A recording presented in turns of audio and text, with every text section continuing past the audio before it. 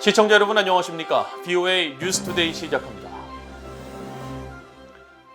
바이든 행정부가 최근 중국 견제를 위해 영내 동맹국과 협력을 강조하는 가운데 토니 블링컨 미국 국무장관은 미국은 한국, 일본, 호주 등 동맹과 강력한 방어 공약을 가지고 있으며 동맹과 외교적 관여도 강화하고 있다고 밝혔습니다. 또 중국이 끔찍한 결과를 가져올 위기를 일으키지 않아야 한다면서 베이징 동계올림픽 외교적 보이콧에 대한 결정도 곧 나올 것이라고 말했습니다. 첫 소식 박형주 기자가 보도합니다.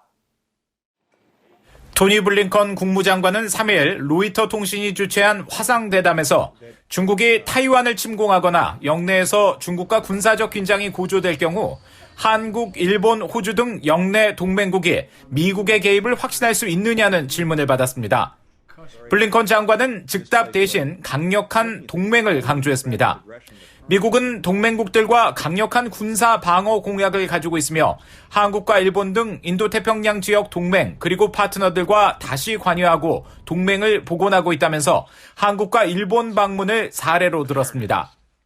I think everything that allies and partners have seen from this administration is a very strong re-engagement, reinvigoration, reaffirmation of our core alliances and partnerships, starting in Asia and in Europe. The very first trip that I was able to take as the Secretary of State was to Japan and Korea, along with Lloyd Austin, the Secretary of Defense. 블링컨 장관은 중국이 타이완을 공격할 것으로 보느냐는 질문에는 그럴 경우 끔찍한 결정이 될 것이라고 경고했습니다. 또 중국이 최근 몇 년간 타이완에 대한 압박을 강화하고 도발적인 군사적 시도와 행동에 관여하며 타이완과 다른 국제사회의 관여를 거부하고 타이완의 고립을 시도하면서 현상 변경을 시도하고 있다면서 이는 위험한 일이라고 지적했습니다. I hope that China's leaders think very carefully about this and about not precipitating a crisis that would have, I think, terrible consequences for lots of people and one that's in no one's interest, starting with China. 블링컨 장관은 이어 미국은 하나의 중국 원칙을 계속 준수하겠지만 동시에 타이완의 자국 방어 역량 보장을 위해 계속 지원할 것이라는 점도 강조했습니다. 베이징 동계올림픽에 대한 외교적 보이콧 가능성에 대해선 동맹국들과 논의하고 있으며 결정이 곧 나올 것이라고 밝혔습니다. And I'm sure that countries will be coming to decisions about how they're going to approach this in the near term, because we are getting closer to the games. 이란 핵합의 JCPOA 복원 전망에 대해서는 이란이 현재 필요한 행동을 하는데 진지하지 않는 것 같다며 이란의 행동을 지켜볼 것이라고 말했습니다. 블링컨 장관은 그러면서 협정 준수로 돌아가는 길이 막다른 골목으로 드러날 경우 다른 옵션을 추구할 것이라고 말했습니다. 하지만 다른 옵션이 무엇인지는 밝히지 않았습니다. VOA 뉴스 박형주입니다. 미국과 영국 정부가 미국, 영국, 호주의 새 안보동맹 오커스에 대한 북한의 비난을 일축했습니다. 오커스는 특정 국가를 겨냥한 것이 아니라 미국과 동맹의 안전을 지키기 위한 안보 협의체라면서 핵 비확산 노력을 준수하고 있다고 강조했습니다. 함지하 기자가 보도합니다. 미국 국무부 대변인실 관계자는 2일 오커스가 핵전쟁을 일으키고 세계 평화를 위협할 수 있다는 북한의 주장에 대한 BOE의 논평 요청에 오커스의 협력 체계는 어느 한 국가를 대상으로 한 것이 아니라고 강조했습니다. 국무부 대변인실 관계자는 오커스의 목표는 우리의 전략적 이익을 증진하고 국제규범에 기반한 질서를 유지하며 인도태평양의 평화와 안정을 도모하기 위한 것이라면서 이같이 밝혔습니다. 앞서 북한 외무성 산하 조선아시아협회는 지난달 30일 미국과 그 추종 세력들이 오커스를 이용해 세계의 핵전쟁에 검은 구름을 몰아오고 있는 데 대해 경계심을 높여야 한다고 주장했습니다. 국무부 관계자는 또 북한이 미국과 영국의 호주 핵추진 잠수함 건조 방법 전술을 비난하며 핵전쟁 가능성을 주장한 데 대해서도 일축했습니다. 조 바이든 대통령의 발언을 인용해 우리는 핵무장한 잠수함 기술을 전수하는 것이 아니며 원자로로 동력을 얻는 재래식 무장 잠수함을 일컫는 것이라고 거듭 강조한 것입니다. 앞서 미국과 영국, 호주는 지난 9월 3자 안보 체제인 오커스를 발족하면서 미국과 영국이 호주와의 동맹 강화를 위해 군사기밀인 핵추진 잠수함 건조 방법을 전수하기로 했습니다. 핵추진 잠수함은 원자로 생성 에너지를 동력원으로 사용하는 잠수함으로 핵무기를 탑재한 잠수함과는 다른 개념인데 북한이 이를 비난하며 핵전쟁 가능성을 주장한 데 대해 선을 그은 것입니다. 국무부는 또 중국과 러시아가 지난달 26일 열린 국제원자력기구 IAEA 이사회 직후 공동 기자회견을 통해 오커스 문제를 모든 회원국이 참여하는 국제원자력기구 특별위원회에서 다룰 것과 합의에 이를 때까지 협력을 중단할 것을 주장한 데 대해서도 분명한 입장을 밝혔습니다. 오커스 회원국 모두는 국제원자력기구와 협의를 통해 국제 비확산과 엄격한 검증 기준에 대한 오랜 리더십을 반영하는 방식으로 핵 비확산 노력을 기울여 나갈 것이라고 강조했습니다. 이어 자유롭고 개방적인 인도태평양 지역은 미국인의 안전과 번영, 동맹과 파트너 국가에 매우 중요하다면서 이런 협력 관계는 여러 세대에 걸쳐 공동이익을 수호하는 데 도움이 될 것이라고 설명했습니다. 아울러 이 같은 강화된 안보 파트너십은 변화하는 영내 전략적 환경을 고려할 때 특히 중요하다면서 21세기 도전에 맞서기 위해 동맹 관계를 활성화하고 강화하겠다는 미국의 의지를 보여주는 것이라고 밝혔습니다. 한편 영국 정부도 오커스는 영내 평화와 안정 유지에 도움을 줄 것이라면서 핵전쟁 가능성을 우려한 북한의 주장을 일축했습니다.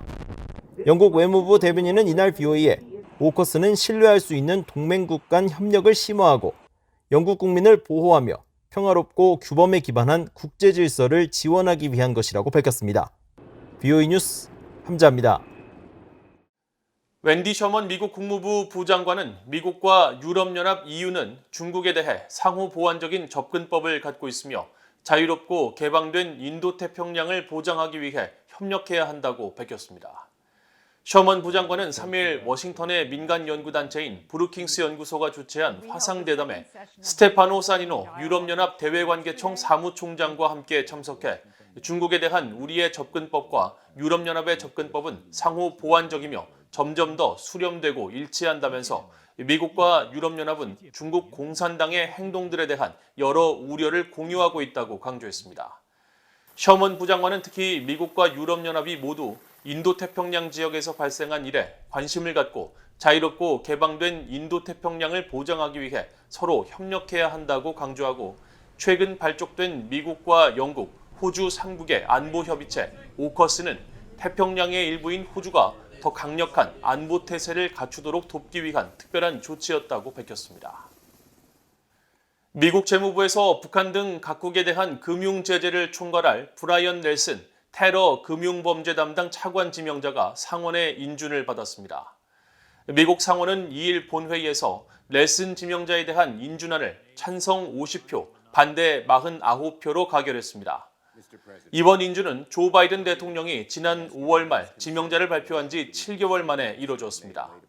넬슨 차관이 이끄는 재무부 테러 금융범죄 담당 부서는 테러와 돈 세탁을 막기 위해 각국에 대한 금융 제재를 총괄하며 넬슨 차관은 지난 6월 상원 외교위 인준 청문회에서 미국의 외교 정책에서 제재는 매우 강력한 도구이며 가능한 효과적이고 선별적이게 해야 한다고 밝힌 바 있습니다.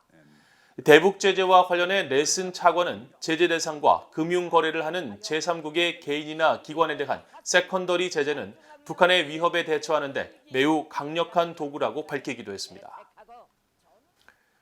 유엔 인도주의 업무조정국은 유엔이 2022년 국제 인도주의 지원 계획에서 북한을 제외한 데 대해 접근성과 검증 가능한 새로운 정보가 부족해 올해와 마찬가지로 내년도 대북 지원 계획을 발표하지 않기로 했다고 말했습니다. 옌스 라이르케 유엔 인도주의 업무조정국 대변인은 3일 관련 내용에 대한 VOA의 질문에 이같이 전하고 여전히 유엔은 북한 내 관여와 활동을 이어갈 것이며 보다 광범위하고 포괄적인 대응이 가능하도록 북한으로 유엔 직원들의 복귀를 지지한다고 설명했습니다.